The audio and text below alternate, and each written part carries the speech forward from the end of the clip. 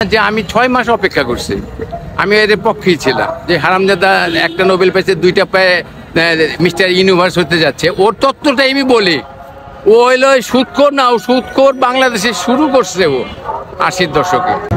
আমি লিগের চুততে এমন চুতছে, আমার এই ইউটিউবে মইনুল মাহবুব খালি দিবেন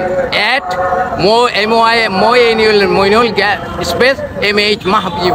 আমি কয়েকটা ভাষণ দিছে ওরে। আমি বলছি তোর গণভবন কামেল জিন হইলেও ধ্বংস করবে।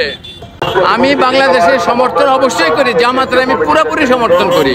আমি চাই যে জামাত কমসে কম 40% যেন জামাত সিট পায়, আওয়ামী লীগ যেন 00 পায়, বিএনপি যেন 30 পায়, আর যে 20 যে বাজার যদি একটা ভালো থাকে তো বুদ্ধিজীবী এগুলি পায়, আর সব যেন ইসলামিক অথবা ইসলামিক মনারা পায়।